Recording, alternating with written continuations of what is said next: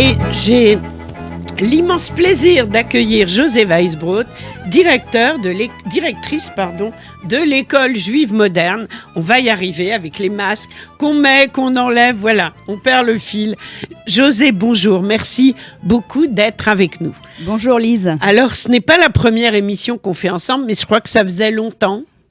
Et l'école juive moderne, c'est un concept.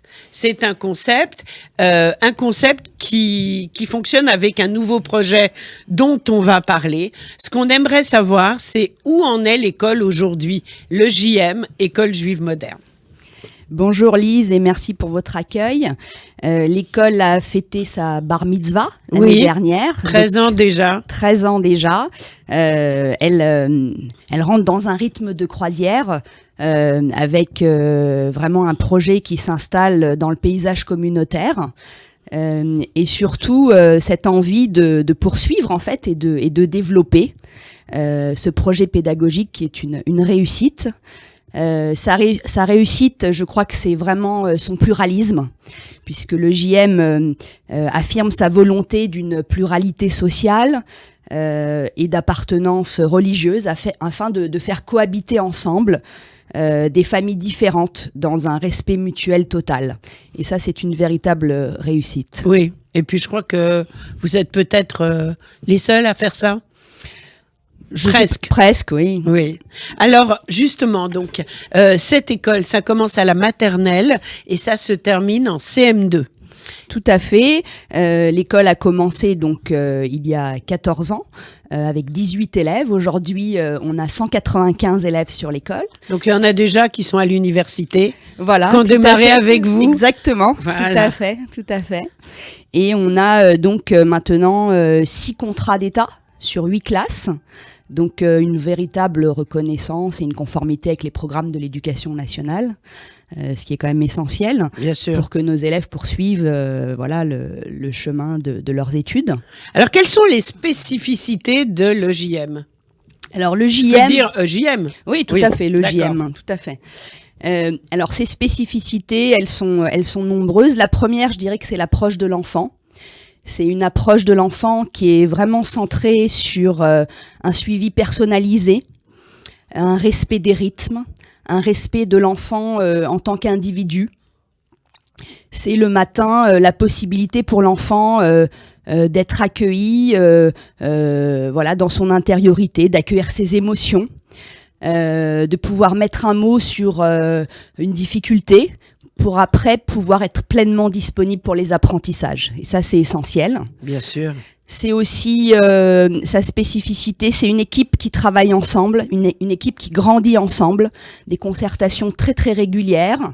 Et ce travail d'équipe, main dans la main, fait qu'il y a un lien très très fort au niveau de l'équipe pédagogique qui fait que les enfants se sentent heureux, se sentent épanouis. Et vraiment disponible pour apprendre. Alors, je crois qu'il y a une spécificité sur les langues à l'EJM. Tout à fait. Depuis la création, on a vraiment souhaité mettre l'hébreu moderne au centre des apprentissages, au centre de nos priorités. L'hébreu moderne, c'est cette langue de communication qui nous permet de faire le lien avec Israël. Avec Israël, exactement, mais qui nous permet aussi de donner du sens à notre pratique, de donner du sens à nos rituels, de comprendre ce que l'on fait, et aussi, bien sûr, d'entrer dans les textes bibliques. Donc l'hébreu moderne va faire le lien avec l'hébreu biblique, l'hébreu du texte, et les enfants vont pouvoir entrer dans l'étude des textes très rapidement grâce à cette maîtrise de la langue, comprendre l'étude, entrer dans les commentateurs, voilà, et dans l'étude des textes de la tradition. Alors, si on fait 8 ans à l'EJM, 3 ans de maternelle et 5 ans, arrivé à l'âge de 11 ans, eh bien, on parle hébreu ? Tout à fait. On a un très très bon niveau de langue. Et l'expérience des différents séjours en fin de CM2 en Israël l'ont prouvé, puisque nos élèves arrivent dans des musées israéliens en ayant uniquement des intervenants et des guides israéliens. Ils comprennent complètement la langue. C'est extraordinaire. Mais on sait que quand les enfants sont en bas âge, c'est là qu'il faut foncer et leur transmettre un maximum les langues, ce que vous faites, et on sait que ça marche. Voilà. Alors justement, aller dans les musées israéliens, on en rêve tous la nuit, le jour. En ce moment, c'est quand même très compliqué. Le JM en temps de pandémie. Alors pendant cette crise sanitaire, on a été vraiment au plus près, je dirais, du lien affectif avec l'enfant, avec les familles, d'essayer d'accompagner les familles. Tout au début du confinement, d'abord, on a souhaité accueillir très très vite et mettre en place un dispositif pour l'accueil des enfants de soignants.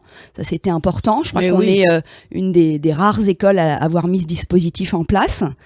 Et puis, très rapidement, il a fallu mettre en place des classes virtuelles pour poursuivre les apprentissages, poursuivre le rythme des acquisitions, avec la création en fait d'une plateforme numérique qui nous a permis de générer en fait du travail, des devoirs, des vidéos, corriger le travail en ligne et surtout proposer un accompagnement pour les parents qui étaient fortement démunis avec leur activité personnelle. Oui. À la maison. Et alors pour les soignants, c'est les enfants de soignants, mais qui venaient pas forcément dans votre école habituellement, mais que vous avez accueillis pour soutenir les parents, c'est ça? Exactement, tout à fait. Il y a des écoles qui l'ont fait, c'est vrai, mais pas suffisamment. En tous les cas, vous l'avez fait, ce dont on ne peut que se réjouir.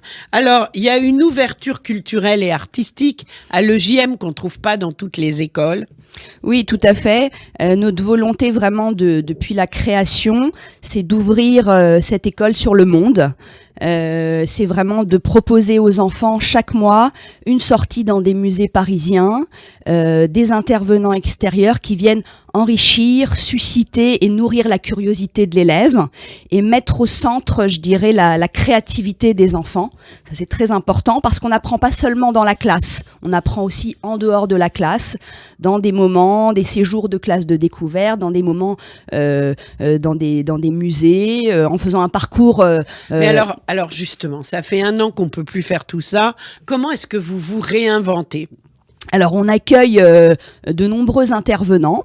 On a pu, par exemple, pour Hanouka, vivre des moments très très forts de manière virtuelle pour associer les familles autour d'un projet musical. Donc, chaque classe a pu apprendre des chants de Hanouka et on a créé des petites chorales en fait musicales qu'on a présentées aux parents de manière virtuelle. Donc, c'était très très émouvant parce que c'est vrai que les parents ont pu participer à ce moment.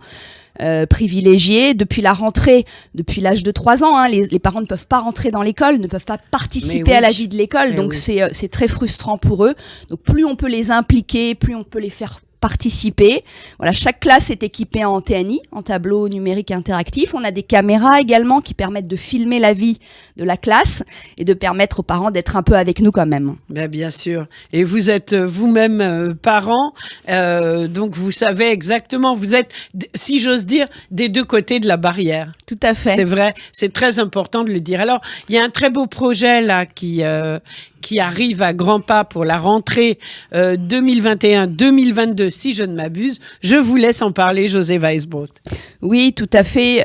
Nous souhaitons poursuivre vers une montée pédagogique avec la création d'une 6e pour la rentrée prochaine. Ouais, ce que tout le monde attendait depuis longtemps. Tout à fait, avec l'ambition sur 2025 d'un collège qui aura rassemblé environ 120 élèves.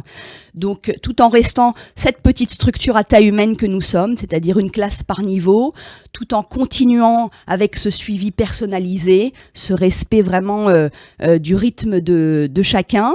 Ce collège, on l'attend tous. C'est une véritable continuité de ce qu'on a pu faire jusqu'à maintenant. Et on souhaite que ce collège, à horizon 2025, soit classé dans le groupe de tête des meilleurs collèges d'Île-de-France. C'est ça notre ambition. Moi, je pense que là, c'est bien parti pour. Mais enfin bon, voilà, on va pas mettre la charrue avant les bœufs. Donc, c'est important de le dire. Les parents qui le souhaitent, vous avez un site, c'est le site de l'EJM. Les parents qui le souhaitent peuvent vous appeler déjà, se renseigner. Et je crois que ça doit avoir un côté rassurant de savoir qu'après le CM2, les enfants vont continuer d'une autre façon, mais toujours dans la même ambiance. Je dis d'une autre façon parce que l'entrée en 6e, c'est un pas qu'on franchit. Tout à fait.